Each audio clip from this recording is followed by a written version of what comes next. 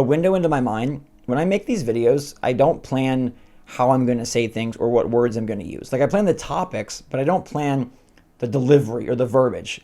With this Nintendo price situation, I have been planning everything in my head because it's so hard to convey the information without it being misinterpreted and without it seeming like I'm trying to like shill for Nintendo, which I'm absolutely not. At the same time, I just don't think they're the almighty evil Thanos that people are making them out to be. And now we have official word from Nintendo on why Mario Kart World is $80, why games went up in pricing, and so we've got to discuss and maybe tie a bow on it, but knowing the internet, probably not. What's going on, everybody? It's Zach from SwitchForce. Nintendo commented officially on the expensive price of games. It feels like people are getting more adjusted to the $450 for the Switch 2. Like that feels okay to people, I guess, or more okay. And now the intensity, the magnifying glass is all zoomed in on the $80 Mario Kart World. Because remember, that's the only $80 game. Donkey Kong Bonanza is $70. Many of the third-party games are $70. There's even some $60 games out there. There's a $10 game. We can talk about that. The stupid Welcome Tour is $10, which should be free. I agree. That's the one that, like, I think is the biggest goof. Personally, I think that should just be included with the system. But the $80 price point here, and I just want to say, like, paying more for anything sucks. Paying more for eggs sucks. Paying more for gas sucks. Paying more for graphics cards sucks. Paying more for a blender sucks. Paying more for cat food sucks. Paying more for a table sucks. Paying more for tea sucks. Think of all the products that you have in your house, okay? Everything. Food, stuff for your shower, stuff for your bathroom. How many of those things have gone down in price over the years? How many cars have gone down in price over the years? How many graphics cards have gone down in price over the years? How many trash cans? How many kids' toys? Like, everything goes up in price. I don't really know what to say about that. Like, it stinks. At the same time, it's inevitable. And I've shown on this channel proof of how inflation has affected these prices and how obviously now we have this whole new world of tariffs affecting the price. But now it seems like the issue has evolved for many people to not just $80, but specifically that Mario Kart World isn't worth $80. So I'm seeing more and more posts where people are dissecting Mario Kart World and saying, gosh, the courses are straight. Gosh, the tracks are too wide. This is an empty game. There's no way it's worth $80. And to me, that is just such a dangerous and impossible alleyway to go down. What is the value of a game? Is a game that can be played infinitely worth more than a game that has a limited story? Therefore, any multiplayer game is infinitely worth more than a single player game? Is a game that has big set pieces and costs a ton of money for artists and special effects worth more than a game that has limited special effects but maybe better, more exciting, enjoyable gameplay? Is a game that's free but charges $20 for you to dress up like a banana, is that a bad deal or is that a good deal? Attributing the worth of a game is so hard. One person's favorite game is not another person's favorite game. Mario Kart World, though, can be played a ton. That is undeniable. And so if any game is going to be Nintendo's most expensive game, it's probably this game. But I don't think that's a conversation that's really even productive. Like trying to decide, okay, is Donkey Kong a more expensive game? Is Mario Kart a more expensive game? To me, I think that's really hard. And Nintendo is going to set the price based on what they want to set the price. And I think we kind of just have to look at it and decide if we're going to buy it or not. At the end of the day, that's what you get to do. You get to decide if you're going to buy it or not. You can have your feelings about it. You can be mad about it. You can decide if you're going to buy it or not. But trying to weigh out why, I think, is just a fool's errand, because we don't know all the details. We don't know the team size. We don't know the budget and the spend. We don't know how many people are going to buy this game. We don't know how long they're going to play it, per unit. And at the end of the day, none of that is going to change anything. Games are getting more expensive. They're going to get more expensive across the board as the year progresses. You're going to see Sony and Microsoft and PC dip their toes into these more expensive games. And you're going to see even more opportunity for indie developers, AA publishers, and single A publishers to find gaps where they can price their games in such a way that people are excited about it. The $50 game, the $40 game, even the $60 game at this point are going to become more and more appealing and attractive. Let's see what Doug Bowser himself said. This is the president of Nintendo, not the guy that lives in the castle. What you see right there is variable pricing.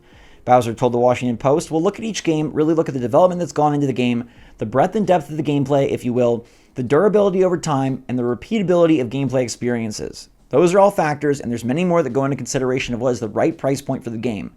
So I think you can anticipate that it'll be variable pricing, and we haven't set a benchmark. So this is good and bad in my opinion. This is Nintendo telling you every game won't be $80, so we don't have to freak out every time, but every game also won't be $60 or $70.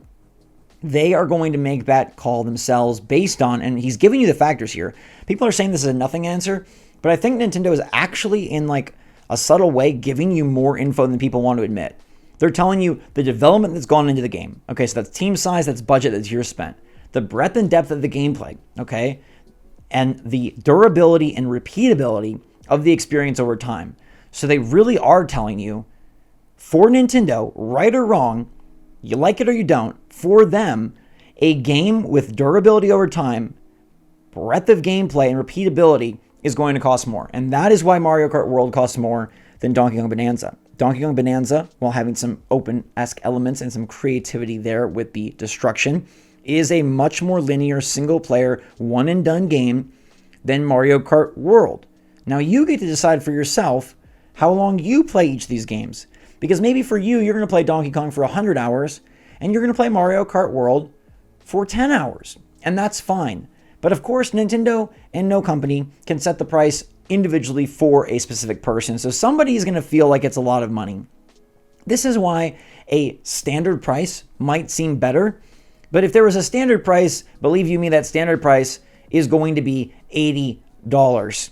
So you don't want a standard price. You want a variable pricing method. At the end of the day, I think Bowser's answer saying that they decide the right thing to do for its products or what the pricing should be for its products overall, and that there is variability throughout the Switch's life cycle, with Tears of the Kingdom being $70, Breath of the Wild being $60, that to me actually is better in the long run. A standard pricing model, I think, puts things higher.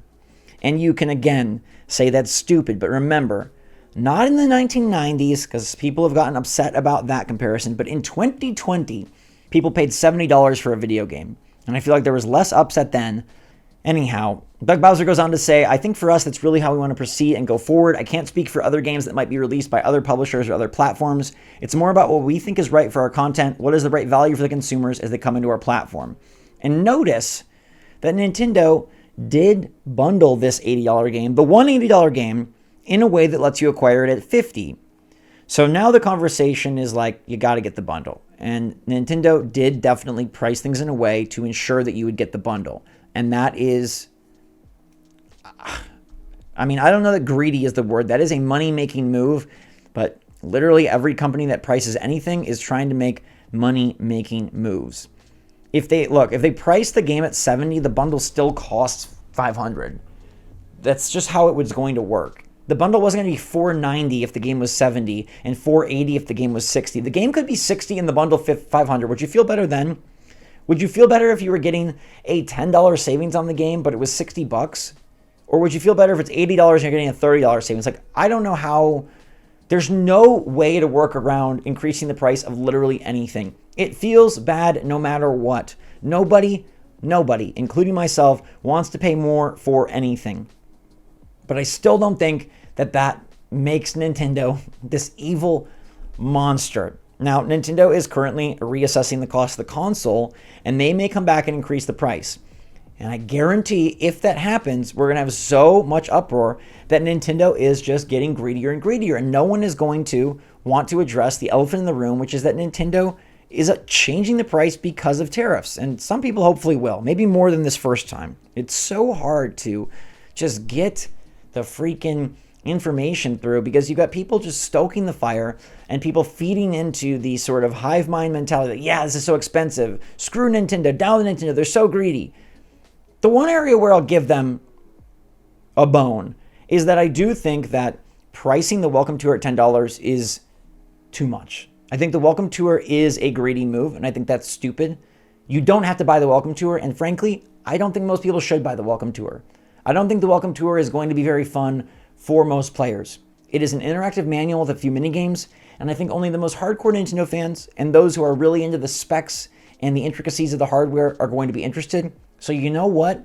you cannot buy it, and you probably won't be missing out on much. We could literally do this with everything. We could say Mario Kart World should be bundled in. We should say 1-2 Switch could have been bundled in. We could say anything, right? It's just not the way it is. And I feel like anger is like the easiest emotion to go to. So the content you're seeing is just feeding that. Really, there's so much more at play. I'll give you some more information. Bill Trinan here had a little bit more to say on the $80 price. He says, I would say it's less about the strategy of pricing Mario Kart World. It's more just whenever we look at a given game, we just look at what is the experience, what's the content, what's the value. Mario Kart World, I think especially as you see from the Nintendo Direct, not to give you any hints or anything, but I did read your article this morning. I think you had mentioned that you didn't find a lot to discover when roaming around. So I would say tune into our Mario Kart Direct to see what. Maybe you'll be able to find out about that.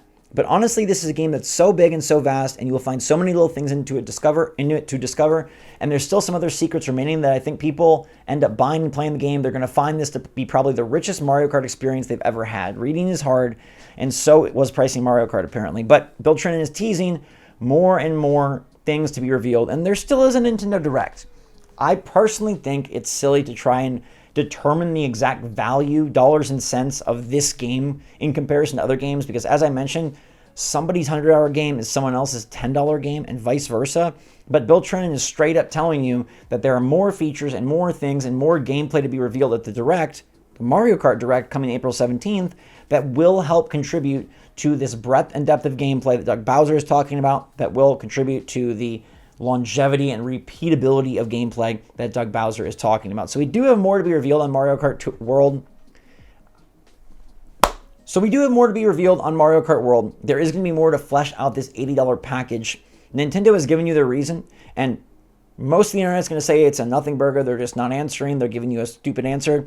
I think they really gave you their answer.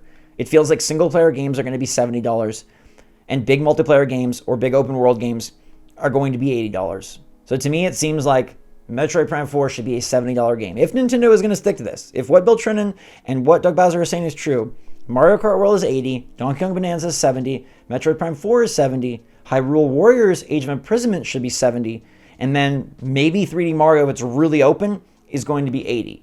Now, you can argue that they charged $70 for Tears of the Kingdom because it's Zelda, but they would probably argue that it's because there's this breadth and repeatability, and there's so much gameplay there, and there's so much time and development, all the factors they discuss. So variable pricing it is. That's what you can expect going forward, and that's what you should prepare for. Games are going to cost different amounts. The upgrade packs are going to cost different amounts. We got confirmation, I mentioned it in this morning's video, that the smaller upgrades are $10, the smallest upgrades are free, and then the big upgrades that are basically upgrade plus DLC like Kirby and Mario Party are $20. Everything is becoming variable. And guess what?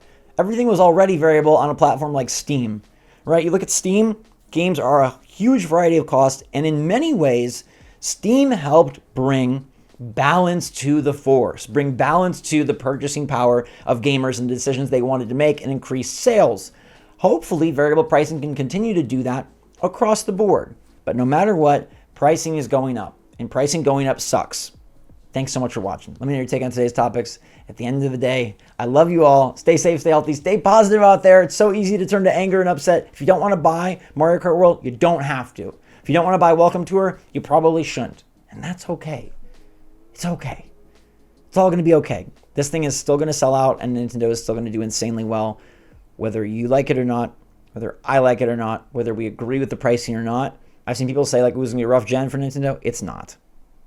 They're going to sell like crazy. So let me know your take in the comments down below. Until next time, SwitchForce out.